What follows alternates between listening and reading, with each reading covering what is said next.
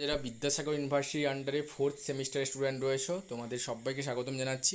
আমি আজকেই সকালের দিক করে তোমাদেরকে CC10 এক্সাম দেওয়ার আগে তুমি একদিন সময় পাচ্ছ, কালকে সানডে রয়েছে, পুরো দিনটা রয়েছে, তো ওটাই সময় পাচ্ছ।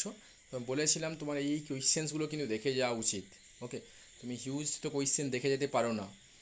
ওকে, তার জন্য আমি সেখানেই বলেছিলাম যে আবোল তাবোল থেকে আমি একটাই কোয়েশ্চেন স্পিক করেছিলাম, political or the social satire ও দ্য সেন্স বিহাইন্ড ননসেন্স। এই কোয়েশ্চেনটা বিভিন্ন শেপে ফর্মড হতে পারে। সো তোমাকে সেই, যদি কেউ এখনও না দেখে থাকো, সো তুমি দেখে নাও যে এই কোয়েশ্চেনটা কিভাবে বিভিন্ন আকার নিতে পারে এবং তোমার সামনে এক্সাম হলে ধরা দিতে পারে। সেটা ভুলেও মানে একটু ঘাবড়ে যাওয়ার কোনো দরকার নেই, অ্যান্সার কিন্তু একই থাকছে আমাদের। আর চিলড্রেন লিটারেচার করতে বলেছিলাম।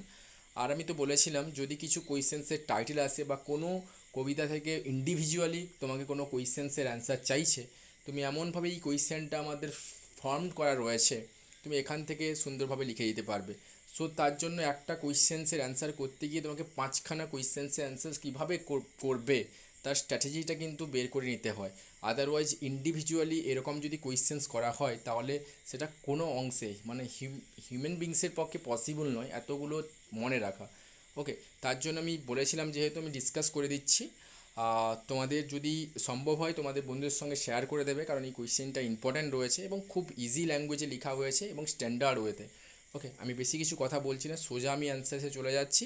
Discuss Abol Tabol as a political and social satire বা sense behind nonsense. Okay, so first of all তোমাকে একটা ইন্ট্রো বিল্ড করাতে হবে, এটা তোমাকে করতেই হবে। সো তুমি লিখবে Abol Tabol is composed by Sukumar Ray during the period from 1915 to 1923। Okay, এই পোয়েমগুলো অ্যাকচুয়ালি কম্পোজড করা হয়েছিল 1915 থেকে 1923। তাহলে এই যে 1915 থেকে 1923 মানে মধ্যবর্তী পর্যায়ে বা তার কিছুটা আগে থেকে কিছুটা পরে তোমাকে তৎকালীন সময় ইন্ডিয়ার পলিটিক্যাল স্ট্রাকচার বা সিনারিওটা তোমাকে কিন্তু জানতে হবে। ওই জন্য এখানে আমি বলবো না, কারণ তোমাদের এই পোয়েমগুলো অ্যাকচুয়ালি আমি যখন অনলাইনে পড়িয়েছিলাম কিছুটা হলেও তোমাদের সঙ্গে শেয়ার করেছিলাম, যেগুলো তুমি প্লে লিস্টে ইজিলি অ্যাক্সেস করতে পারো, সেখানে চলে যাও, দিলে তুমি বুঝতে পারবে। সো আমি এই পিরিয়ডটা জুড়ে বলে দিই, এখানটা জুড়ে কিন্তু নন ভায়োলেন্স মুভমেন্ট, মানে গান্ধীজি কিন্তু এসেছিলেন সাউথ আফ্রিকা থেকে। দেন ওখানে এসে তিনি ফার্স্ট যে সত্যাগ্রহটা করেছিলেন, সত্যাগ্রহ মানে সত্যকে সামনে রেখে যে আন্দোলনটা তুমি করবে, মানে চম্পারণ সত্যাগ্রহ, খেদা সত্যাগ্রহ, আমেদাবাদ সত্যাগ্রহ করেছিল। তারপরে তার বৃহৎ যে সত্যাগ্রহগুলো ছিল, খিলাফত আন্দোলন ছিল, অসহযোগ আন্দোলন ছিল, অহিংস আন্দোলন ছিল, অ্যান্ড অলসো আইন অমান্য আন্দোলন ছিল। 1930 মনে হচ্ছে প্রবাবলি, অসহযোগটা ছিল 1923 মোস্ট প্রবাবলি, কিন্তু ভারত ছাড়া তো অনেক পরে 1942 এরকম ছিল। এবং তৎকালীন সময়ে যাদের রয় বা সুকুমার রয়, যারা এরকম গান্ধীবাদী বা অহিংস আন্দোলনের নীতিতে বিশ্বাসী ছিল না, মানে ইংল্যান্ডের সঙ্গে সমঝোতা করে আন্দোলনে যারা করছিল, তাদের এগেনস্ট এই পোয়েমগুলো কিন্তু জাস্ট স্যাটিয়ার ছাড়া এর কিছুই নয়। এটাই বলা হয়েছে, আমি ছোটো করে বলে দিলাম। তোমরা যদি কেউ চাও ডিটেলড সামারি পেতে বা পোয়েমগুলো লেখার তাৎপর্য কী রয়েছে, তুমি অবভিয়াসলি ভিজিট করতেই পারো। সো বললাম আবোল Tabol is composed by Sukumar Ray during the period from 1915 to 1923. Sukumar Ray was an Indian poet laureate and writer. He hides under the sugar coating of nonsense a very harsh reality. তিনি লুকিয়ে রেখেছিলেন এই যে hertz রিয়েলিটিটাকে ননসেন্সের মধ্য দিয়ে। তুমি পোয়েমগুলো যখন পড়বে অ্যাকচুয়ালি এগুলো চিলড্রেন লিটারেচার বা চাইল্ডিশ সংক্রান্ত তোমাকে ধরা দেবে, কিন্তু এটাই হাইডিং রয়েছে, তোমার বাস্তব রিয়েলিটিটাকে তিনি ঢাকা দিয়েছেন। না হলে কিন্তু কাজী নজরুল ইসলামের মতো কিন্তু তোমাকে জেল খাটতে হতে পারে, কারণ তুমি ইংল্যান্ডের এগেনস্টে কথা বলছো, সুপ্রিম পাওয়ারের এগেনস্টে, তো তোমাকে তো এর মাসুল দিতেই হবে। সো তার জন্য এটা তিনি সুকুমার এই ভুলটা করেনি। সো তার জন্য তিনি কী করেছিলেন, he hides under the sugar coating of nonsense a very harsh reality. So he wants to expose the society by using pun and satiric digs and mock up the system of the government and of the rulers of the time. So the fantasy world of Abol Tabol is entertaining to the children but the thought provoking to the adults. তার জন্য এই যে চিলড্রেনের কাছে এগুলো just entertaining হলেও বা children literature হলেও, কিন্তু আমাদের মতো অ্যাডাল্টসদের কাছে কিন্তু থট প্রভোকিং। ওকে, তোমাকে ভাবাবে এই পোয়েমগুলো কী হচ্ছে, তিনি লিখলেন কেন। So actually Ray has made all this varieties of satire in different poem of Abol Tabol. এবারে দেখো আমি বিভিন্ন পোয়েমে চলে যাচ্ছি, তোমাকে যদি শর্ট কোনো পোয়েম দিয়ে দেয় তুমি এখান থেকে কিন্তু বের করে দিয়ে আসতে পারবে। পুরো যদি পলিটিক্যাল অ্যালিগরি দিয়ে দেয় তাহলে তো কথাই হলো না, তুমি এভাবে নোটটা ফাউন্ড করবে। ইজি, তোমাকে যেই কোয়েশ্চেন দেবে তুমি একটাই কোয়েশ্চেন্স করলে সেখান থেকে ভ্যারাইটিস অফ কোয়েশ্চেন্স অ্যান্সার দেওয়া যায়। সো ফার্স্ট অফ অল যে পোয়েমটা আমরা পেয়েছি স্নেক অ্যালাইভ বা Baburam Sapure, the poem by Ray Baburam Sapure written in 1921. So relates the strange saga of a man who wants to demonstrate his courage by beating up the snake and that don't move, bite or run and is feed on the milk and breed. মানে Saga যে সাপুড়ে সে সাপটাকে পিট পেটাচ্ছে কিন্তু সাপটা কি বলছে, ফনা তুলছে না। ওকে, মানে তৎকালীন সময়ে যারা গান্ধীবাদী আন্দোলনে বিশ্বাসী ছিল তারা কিন্তু কোনো, তুমি যদি তাকে পিটিয়ে দাও তাহলে সে কিন্তু তোমাকে রিয়াক্ট করবে না এবং তোমার সঙ্গে সমঝোতা করে বা ফ্রেন্ডলি ওয়েতে কিছু দাবি দাবা পূরণের চেষ্টা করবে। সো এটাই কিন্তু অ্যাকচুয়ালি বলা হচ্ছে, সেই স্নেকগুলো কিন্তু আমাদের ইন্ডিয়ান সোসাইটির ইউথ জেনারেশনস যারা গান্ধীবাদী আন্দোলনকে সাপোর্ট করেছিল, এটাই বলা হচ্ছে। The poem seems to poke a fun at the spinelessness of the followers of the non violent movement, okay, অহিংস আন্দোলন and in Indian freedom struggle. So the man asks for a serpent of Baburam, the snake charmer. Okay, he is looking for a snake which is described elaborately in this poem. এই স্নেকটা কেমন বা এই মানুষগুলো কেমন, ইন্ডিয়ার মানুষগুলো? So they must not have a claw or nails or jaw, but not run or fight, nor ever bite. The common people are compared to the snake who are expected by the rulers not to move, fight or bite or run. এই যে common পিপুলগুলোকে সেই ডোসাইল স্নেকের কথা বলা হচ্ছে, যে স্নেকগুলো কিন্তু actually কামড়াতেও জানে না, তোমার এগেনস্টে কথা বলতেও জানে না, even they don't to make a demand for their basic needs, so they don't have a voice to complain either, as the poet says, to lunch or his would be most remiss, so I would keep them fit and on milk and breed. So it is easy to the rulers to batten down such a docile snake people of India into submissions. So it was making fun at the spinelessness of Gandhian movement.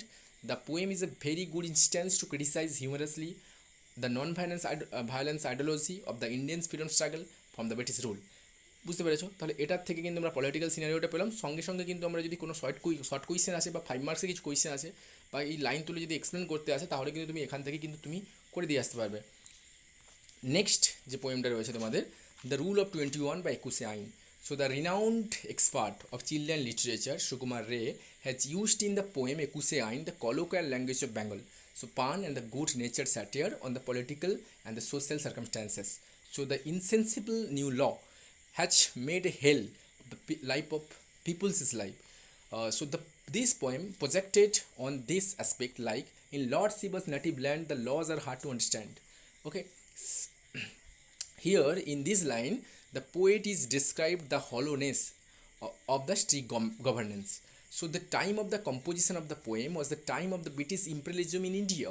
So the Indian king are shown as mere the puppet like character, মানে পুতুল ছাড়ার কিছুই নয়, in hand of the British ruler. So the common people can only save their lives by giving the taxes and fines. You also need the special lease, steal the 6 o'clock to cover sneeze, and those sneeze without permissions are thrashed into gentle admonitions and 20 on the compelling doses. So the law of the British to oppress and suppress the subject of India is lampooned in Ray's poem. In Ekushya in 1922, Ray has portrayed the picture of the traumatized society through the poem the ruler of the 21. Somehow এরকম একটা কিছু আছে পোয়েমের নাম, হয়তো ভুল লেখা আছে, অনেক পণ্ডিত রয়েছে এখানটাতে। ওকে, দ্য রুল অফ 21, সবাইকে বলছি না কিন্তু, যে যাকেই বলছি বুঝতে পেরেছে। নাম্বার হয়তো একটাও পাচ্ছে না, বাট ভুল ধরার জন্য স্যারের খুব উদ্গ্রীব। ওকে, সো হচপচ বা খিচুড়ি এটাও রয়েছে। সো এটা আমি বলছি না, তোমরা জাস্ট স্ক্রিনশট মেরে নাও, টাইম চলে যাচ্ছে, 8 মিনিট অলরেডি হয়ে গেছে, আমি টাইমটা নিতে চাইছি না। তবে দেখো ম্যারেজ ইজ অ্যানাউন্স, সৎপাত্র যেটা রয়েছে এটা ছোটো করে লেখা হয়েছে, এটা একটু তোমরা দেখে নাও, ইজি রয়েছে একেবারে। ওকে, এগুলো সোশ্যাল স্যাটায়ার। সৎপাত্রে বলা হচ্ছে কি বলতো, এই marriage is announce we shall find that the poem falls in the category of the social satire. The poem shows that arranged marriage gives more importance to the ancestral lineage than the good groom himself. So the groom might be illiterate, poor of health, jobless, or ungainly appearance, but he is considered to be a desirable groom in the marriage market if he belongs to the well-known lineage. So the whole poem is overall the critique on the marriage market and the position of the women in society. ঠিক আছে, দেন দেখো যেটা রয়েছে গোপচুরি, এটা রয়েছে, আমি বলছি না কারণ টাইমের অভাবে, একটু দেখে নেবে, ঠিক আছে। দেন দেখো, দেন যেটা রয়েছে একটা কনক্লুশন বিল্ড করাতে হবে। Ray's nonsense was therefore what can be called the meta nonsense. So, as it successfully turned parody in the serious literature, so by depicting the reality of the colloquial Bengals in an opaque manner, okay. So, Ray, not crystal, opaque, okay. Ray intended to trigger the birth of the political consciousness and the radicalism in Bengal so that it could react against the contemporary socio-political atmosphere, so which was violent, unjust, and exploitative, grim, and mechanized. So the poem can be read as a hit at the poet's contemporary society presented under the guise of the whimsical imagining of এ সাইল্ড, ঠিক আছে। So এটাই বলা রয়েছে। তোমাকে যদি short কোয়েশ্চেন্সও দেয় 5 মার্কসও দেয় এবং যদি লং একটা দিয়ে দেয়, সে পলিটিক্যাল স্যাটিয়ার বা সোশ্যাল স্যাটিয়ার বা সেন্স বিহাইন্ড ননসেন্স, এগুলো কিন্তু লিখলেই তুমি করে দিয়ে আসতে পারবে। ওকে, থ্যাংক ইউ সো মাচ সবাইকে এতটা কাছের করে নেওয়ার জন্য, এতটা ভালোবাসার জন্য। আর কিছু ক্যান্ডিডেট তো থাকবেই যেটা সমালোচনা করবে, আমি তোমাদেরকে সবচাইতে আমার উঁচু জায়গাতে রাখি